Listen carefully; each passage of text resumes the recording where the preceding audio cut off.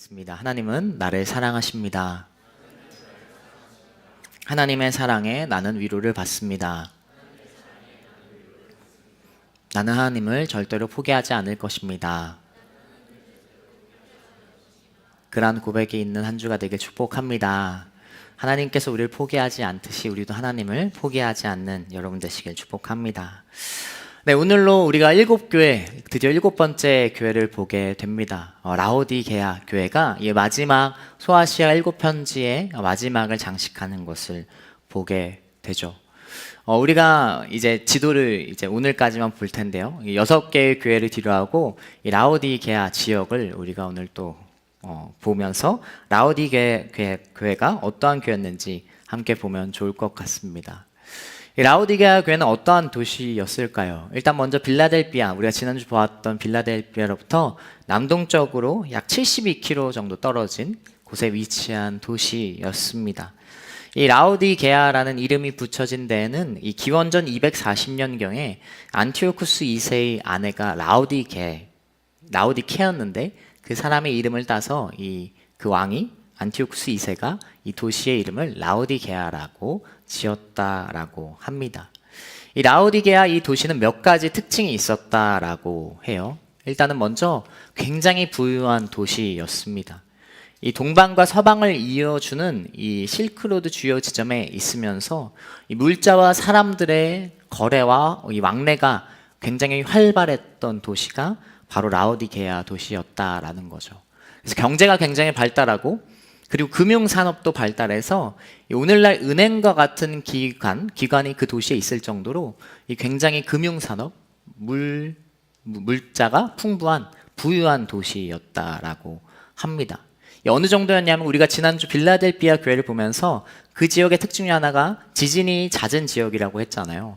그리고 실제로 기원전 한 18년경에 대지진이 그곳에 있었는데 이 라오디게아 교회도 이 지역도 동시에 피해를 입었다라고 해요.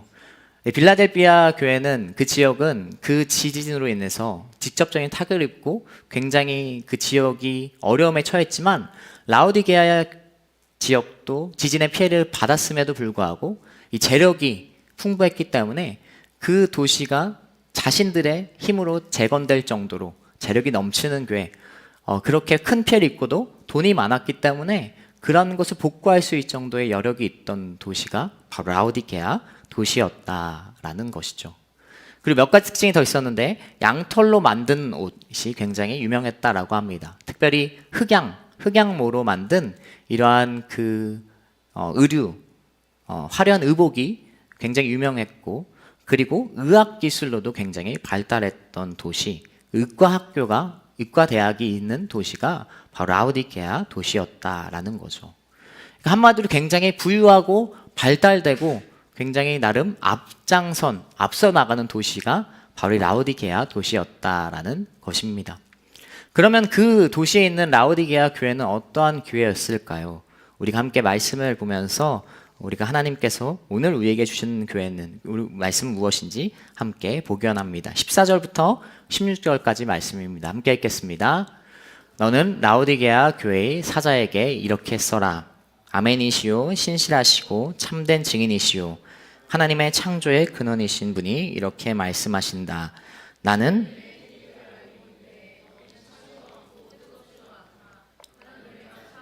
뜨겁든지 하기를 바란다. 내가 이렇게 미지근해 차지도 않고 뜨겁지도 않으니 내가 너를 내 입에서 뱉어낼 것이다. 아멘. 자, 먼저 예수 그리스도는 자신을 이렇게 소개하십니다. 아멘이시오 신실하시고 참된 증인. 그리고 다음 구절이 너무나 중요한데 하나님의 창조의 근원이시라고 자신을 소개하세요. 창조의 근원, 창조주로 자신을 소개하고 있다라는 것이죠. 만물을 창조하신 그 소개가 라오디게아 교회에게 필요한 말씀이었기 때문입니다. 왜 필요한 말씀이었는가? 라오디게아 교회가 어떠한 교회였길래 그랬을까? 우리가 알고 있는 15절 말씀에 나오듯이 차지도 뜨겁지도 않은 교회였기 때문에 그렇습니다. 첫 번째 라오디게아 교회는 차지도 뜨겁지도 않은 교회였습니다. 이 라오디게아 지역의 특징을 몇 가지 얘기했지만 또 다른 특징이 한 가지 있었는데 그들은 물을 다른 도시로부터 받는 그러한 지역의 도시에 있었어요.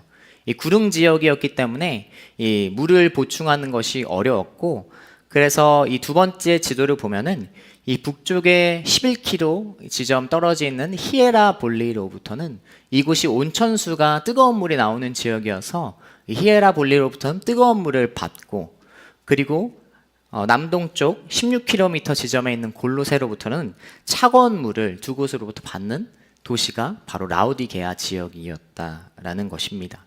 그러니까 뜨거운 물과 찬물을 이 양쪽으로부터 공급받았는데, 그런데 문제가 있었습니다.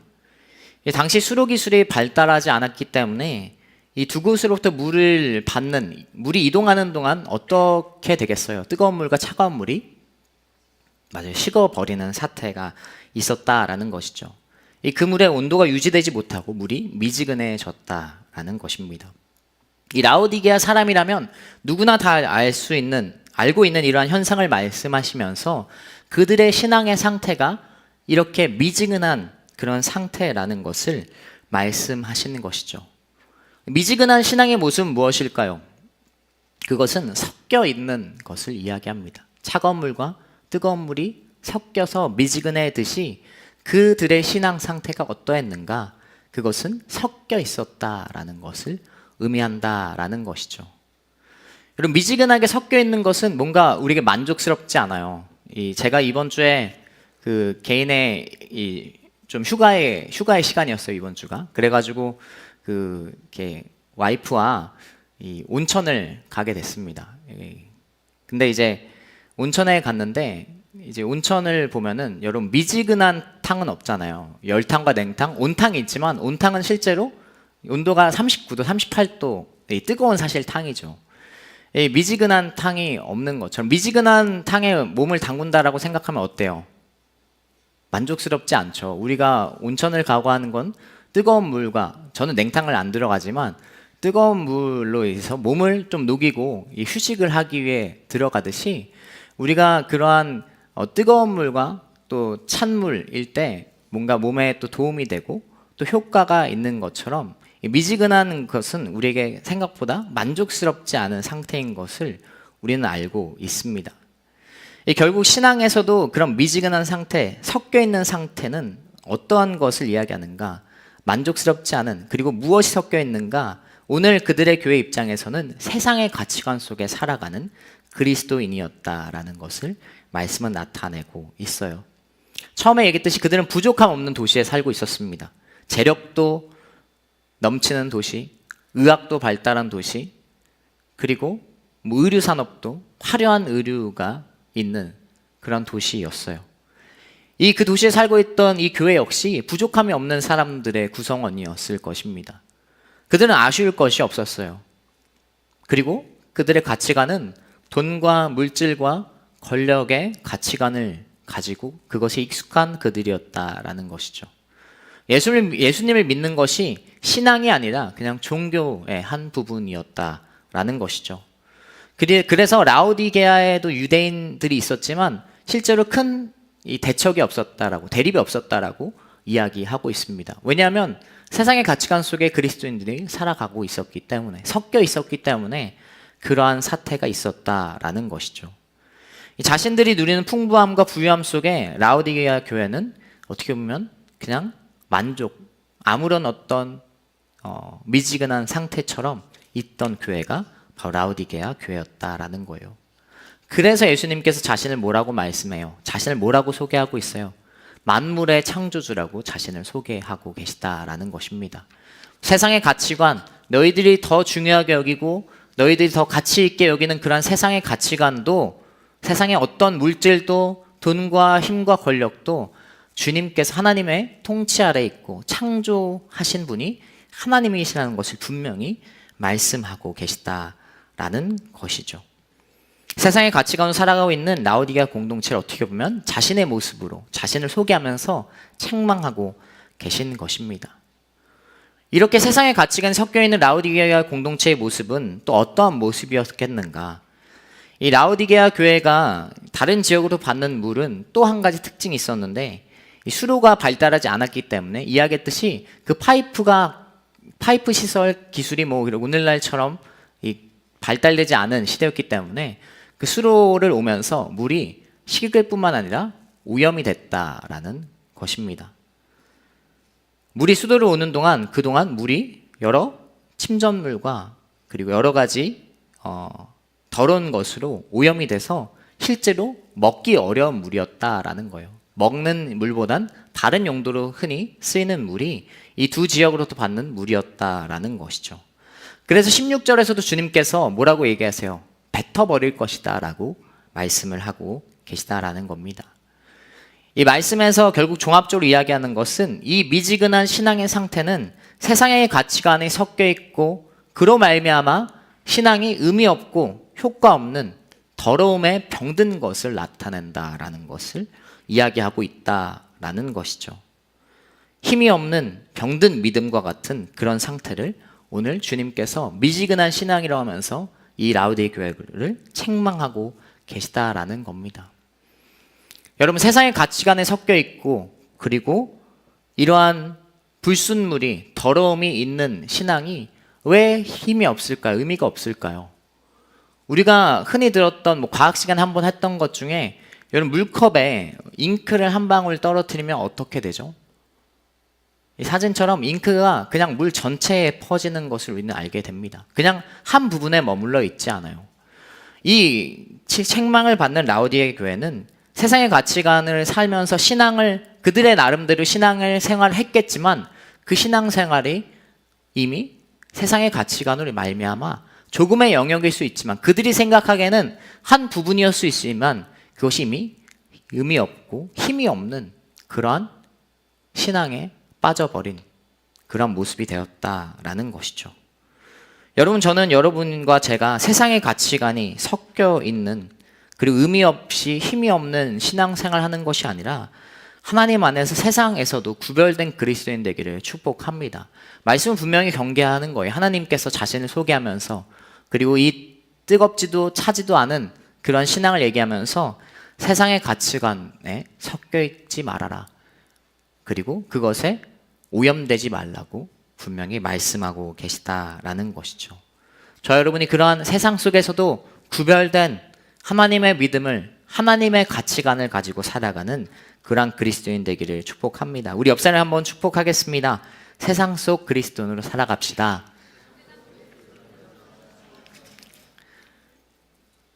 사실 중요한 건 이 다음이에요. 사실 책망은 어느 교회든지 칭찬만 받은 두 교회를 빼놓곤 책망을 받았습니다. 책망을 받는 교회들이 대부분이었어요. 그런데 가장 큰 문제가 이 다음에 나옵니다. 그들이 이러한 심각성을 모른다라는 것이었죠. 우리 17절 말씀입니다. 함께 읽겠습니다.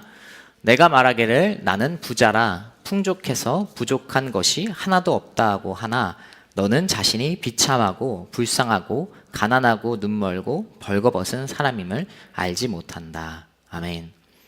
자, 더 큰 문제는 물론 그 앞의 문제도 심각한 문제였지만 더 큰 문제는 그들이 자신들이 문제가 없다라고 생각했다라는 거예요. 이렇게 심각한데 말씀이 뭐라 그래요? 자신이 비참하고 불쌍하고 가난하고 눈멀고 벌거벗은 교회인데도 그 심각성을 모르고 있는 것이 더 큰 문제, 그리고 그렇게 모르고 있었다라는 것이죠. 라우디게아의 교회는 두 번째 어떠한 교회였는가? 착각에 빠진 교회였습니다. 자신들은 문제가 없다라고 생각했어요. 오히려 부자라서 풍족해서 부족한 것이 없다라고 자랑할 정도로 그것이 문제라고 생각하지 못하는 그러한 사람들이었죠. 공동체 역시 부유했고 흑양모로 꾸민 화려한 옷을 입은 사람도 많이 있었을 것입니다. 그러나 착각에 빠져서 그러한 자신들의 잘못 그리고 잘못된 점을 여전히 모르고 살아갔다라는 것입니다. 여러분, 착각은 굉장히 무섭죠. 착각은 자유라는 말이 있는 것처럼 우리는 그 착각 속에 살게 되면 자신이 무엇이 문제인지도 모릅니다. 그냥 겉으로 보이는 것, 그리고 겉으로 보이는 것뿐만 아니라 그것이 전부인 것처럼 살아가는 사람들이 굉장히 많은 것을 보게 됩니다. 여러분, 좋은 차를 타고 다닌다고 그 안에 운전하는 사람이 좋은 성격을 가진 사람입니까? 그렇지 않죠. 최신 스마트폰을 쓴다고 그 사람이 정말로 기술에 발달하고 얼리 어답터인가요? 저는 그 최신 스마트폰을 쓰면서도 이 에어드랍이나 미러링 또 이렇게 뎁스 기능을 모르는 사람도 여전히 많다라는 것을 알고 있습니다. 지금 무슨 말인지 분명 모르는 분들이 계실 겁니다. 에어드랍과 뎁스가 뭔지. 그런 분이 여전히 있는 것을 알고 있다라는 거죠. 자신의 그 상태를 그냥 뭐 드러나는 것으로만 정하고 그것으로 생각하고 살아가는 그런 모습이 이 라오디게아의 신앙의 모습이었다라는 거예요. 자기 기만과 영적인 무지함이 있는 교회였다라는 것입니다. 여러분, 무지한데 힘을 가진 사람이 굉장히 무섭다라는 것을 우리는 알고 있어요. 그리고 마치 그것이 전부인 것 마냥 무지한데 힘을 있는 사람이 무서운 것처럼 라오디게아 교회가 그러한 교회였다라는 것입니다. 이 주님께서 이 두 가지 정말로 이 미지근한 그러한 상태, 이 세상에 섞여 있는 그러한 교회, 그리고 착각에 빠진 교회를 위해 이제 해결책을 제시해 주십니다. 우리 18절 말씀 함께 읽도록 하겠습니다. 같이 읽겠습니다. 그러므로 내가 내게 경고한다. 너의 벌거벗은 수치를 드러내지 않으려면 흰옷을 사서 입어라. 내가 보고 싶으면 안약을 사서 내 눈에 발라라. 아멘. 자, 그렇게 심각한 이 교회를 향해서 주님께서 친절하게 해결책을 제시해 주세요. 친절한 해결책은 세 가지입니다. 첫 번째, 불로 정결한 금을 사라라고 말씀하고 계세요. 이 세 가지가 나오는데 정말 재미있는 거는 다 사라고 이야기하세요. 그들이 정말 뭐 재력이 넘쳤기 때문에 그것이 어렵지 않은 그런 행동이었기 때문에 이렇게 말씀하시는 것이죠. 불로 정렬한 금, 그러니까 불순물이 제거된 순금을 이야기합니다. 그들이 의지했던 유명했던 우리가 앞서 봤던 하나씩을 다 드러내시죠. 금융, 물질이 많았던 그들의 모습을 보면서 이 한 가지 한 가지씩 그것을 만져주시는 것을 보게 돼요. 그것의 해결책은 바로 주님께서로부터 산 정연한 불로 정연한 금을 사라는 것입니다. 그들의 어떤 물질, 그들이 발달한 금융으로 유명했던 부유한 자산과 세상의 물질을 의지하는 것이 아니라 주님께로부터 산 불로 정렬한 그 순금과 같은 것을 사라고 말씀하시는 것이죠. 이 너희에게 섞여 있는 그 세상의 가치관을 버려야 되는데 어떻게 버릴 수 있는가? 결국 훈련과 연단, 그 과정 속에 연단이 필요함으로 금이 재련되듯이, 금이 불로 말미암아 불순물이 제거되듯이 하나님으로부터 연단을 받고 그리고 하나님으로부터 그 훈련을 통해서 하나님의 놀라운 순금과 같은 은혜 속에 살아가라고 이야기하고 있습니다. 욥기 23장 10절 말씀 함께 읽도록 하겠습니다. 같이 읽겠습니다. 그러나 그분은 내가 가는 길을 아시는데 그분이 나를 시험하시고 나면 내가 순금같이 나올 것이다. 아멘. 주님께서 욥을 훈련시켰듯이 욥이라는 사람을 훈련을 통해서 훈련되어서 연단을 통해서 하나님의 더 큰 은혜와 주권을 인정하였듯이 이 라오디게아 교회에게도 물질과 세상의 가치관으로 찌들어버린 그 교회를 향해서도 분명히 다시 말씀하시는 것이죠. 너희가 나로부터, 세상의 물질이 아니라 나로부터의 그런 금, 어떤 의지할 수 있는 것이 세상 것이 아니라 주님으로부터 의지하는 것인데 그 과정 속에 연단과 훈련이 필요하다라고 말씀하고 계십니다. 주님 안에서 우리가 때로는 시험을 겪게 됩니다. 연단을 겪게 돼요. 우리가 결국 연단을 받게 되는 것은 결국 생각해보면 무엇입니까?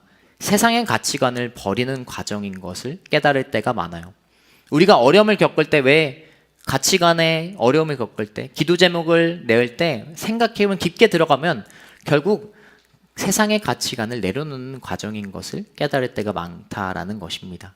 그런 훈련의 과정, 연단의 과정이 이 라오디게아 교회에게 필요하다라고 주님께서 분명히 말씀하시는 것이죠. 그것으로 말미암아 진정한 힘이 되고 그리고 세상의 물질이 아니라 하나님으로부터의 가치관과 하나님으로부터의 능력을 받고 힘을 얻는 그러한 인생을 분명히 말씀하고 계시다라는 것입니다. 그리고 더 나아가 두 번째, 그들의 지역의 특징이었던 이 화려한 옷, 흑양무로 유명했던 그들에게 이렇게 또 말씀하세요. 두 번째, 흰옷을 사서 입어라 라고 말씀하십니다. 겉으로 드러나기엔 너무나 화려했고 휘황찬란했던 옷들이지만 그보다 주님께서 말씀하시는 것은 흰옷을 이야기하세요. 여러분, 옷은 어떠한 것이죠? 의복은 굉장히 중요한 그런 자신을 나타내는 그러한 표시이죠. 그리고 매일 입어야 매일 입는 거잖아요. 그러한 것에 주님께서 말씀하시는 것은 휘황찬란한 옷이 아니라 매일 입어야 되는 옷은 흰옷이라고 말씀하십니다. 그 흰옷은 무엇인가? 이후의 말씀에 우리가 보겠지만 요한계시록 7장 14절 말씀에 흰옷을 입은 것에 대해서 이렇게 말씀하세요. 하반절인데요. 같이 읽겠습니다.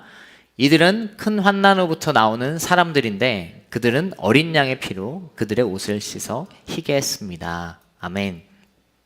자, 흰옷은 무엇을 나타내는가? 그것은 어린 양의 보혈로 깨끗게 된 그 옷을 이야기합니다. 주님의 보혈로 깨끗게 된 그 옷을 나타낸다라는 것이죠. 매일 입는 옷이 그러한 흰 옷이 되어야 된다. 주님의 보혈로 깨끗하게 입는 옷이 되어야 된다라고 이야기하고 있어요. 흑양모가 아니라 그런 화려한 의복이 아니라 그 흰 옷을 사서 입으라고 이야기합니다. 너희들의 수치와 죄를 드러내지 않기 위해 지금 너희는 벌거벗은 상태인데 그것을 모르는 너희가 무엇을 입어야 되는가? 주님의 보혈로 회개함으로 깨끗하게 된 흰옷을 입어야 된다라고 말씀은 이야기하고 있다라는 거예요.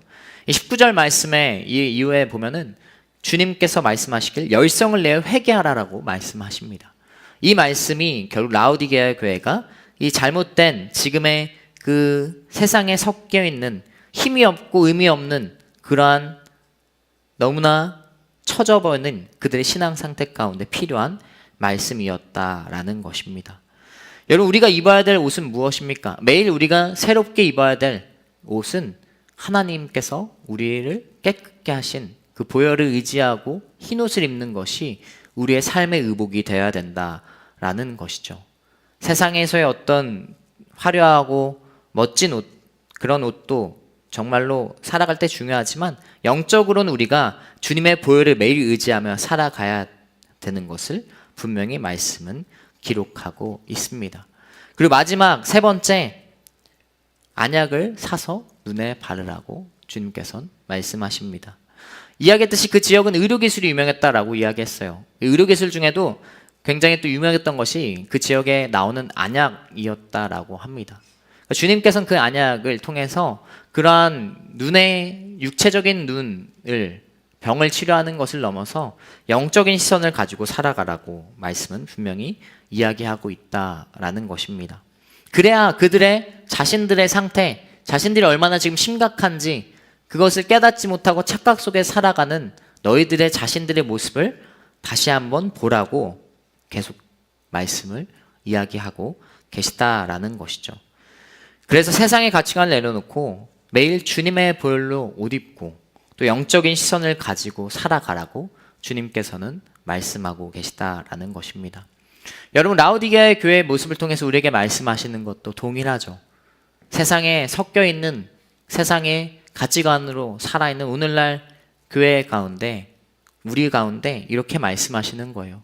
세상의 가치관을 내려놓고 매일 주님 앞에 회개함으로 주님의 보혈을 십자가를 생각하면서 영적인 시선을 가지고 매일 살아가라고 말씀하고 계시다라는 것입니다.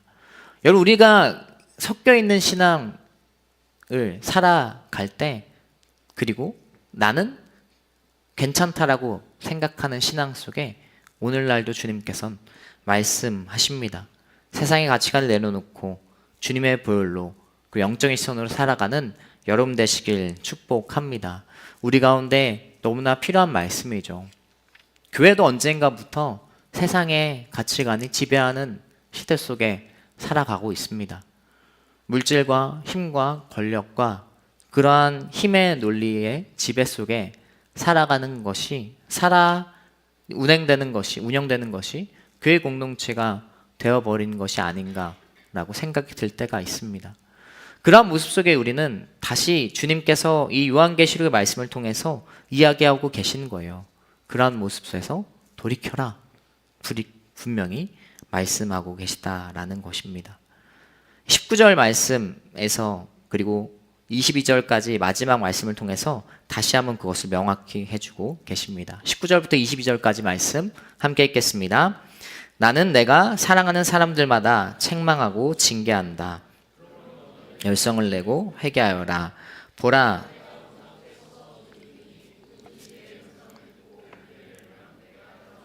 그와 함께 먹고 그는 나와 함께 먹을 것이다. 이기는 사람에게는 내가 이긴 후에 내 아버지와 함께 그분의 보좌에 앉는 것 같이 내가 내 보좌와 함께 앉게 할 것이다. 귀 있는 사람은 성령이 교회들에게 하시는 말씀을 들어라. 아멘. 주님께서 이러한 말씀을 주신 이유는 무엇입니까? 19절 나오듯이 내가 사랑하는 사람들마다 책망하고 징계한다라고 이야기합니다. 일곱 교회에 대한 말씀을 우리가 보았죠. 계속 7주 동안 보았는데 주님께서 그들을 책망하는 이유는 무엇이에요? 결국 이 19절 말씀에 나오듯이 사랑하는 사람들이기 때문에 그렇습니다.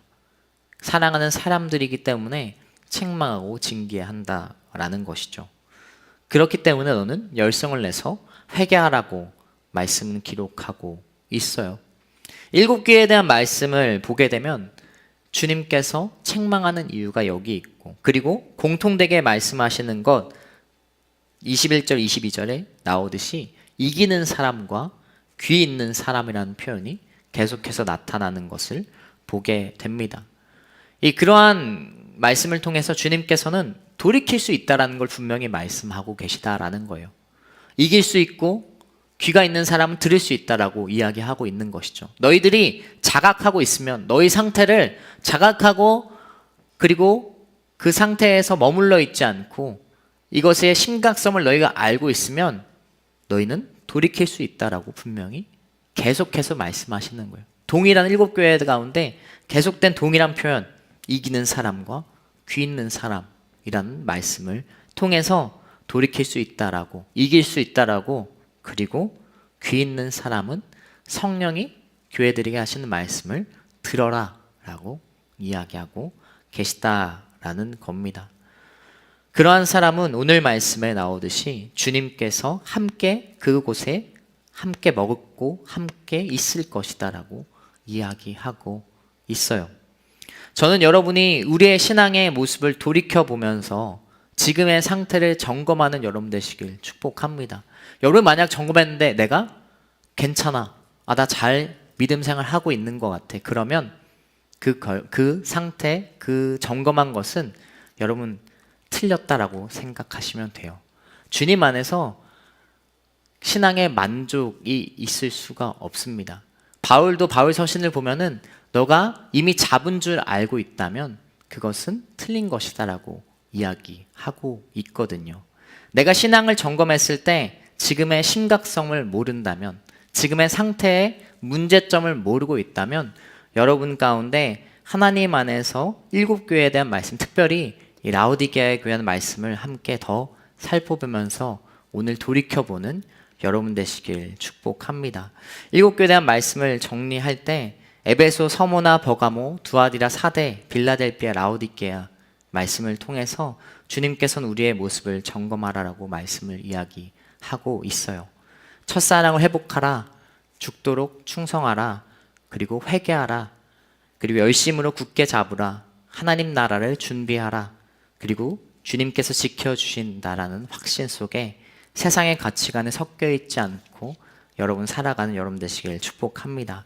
우리 말씀을 정리하고 함께 찬양하고 기도하도록 하겠습니다. 여러분, 우리의 오늘날은 어떠한 모습입니까? 교회는 어떠한 모습으로 살아가고 있습니까? 미지근한 상태로 살아가고 있지 않습니까? 섞여 있는 신앙으로 살아가고 있지 않나요? 세상에 힘이 없고 의미 없고 세상에 효과 없는, 세상에 빛과 소금의 역할을 잃어버린 교회로 살아가고 있지 않습니까? 그러면서도 심각함을 모르고 살아가는 오늘날 우리의 모습이지 않습니까? 그 모습을 우리가 돌이켜보고 하나님 안에서 우리가 주님 앞에서 우리를 돌이켜보는 우리의 시간 되기를 축복합니다. 그래서 주님께서 원하시는 칭찬받았던 교회들의 모습처럼 우리가 살아가길 축복합니다. 주님께서 우리 교회를 향한, 그리고 오늘날 우리의 교회를 향한 그 메시지를 넘기지 말고 또 마음으로 진심으로 깨달으며 고백하는 우리가 되길 축복합니다. 우리 자리에 나와서 찬양 한 곡하고 함께 기도하며 나아갈 텐데요. 우리 함께 찬양하며 나아가도록 하겠습니다.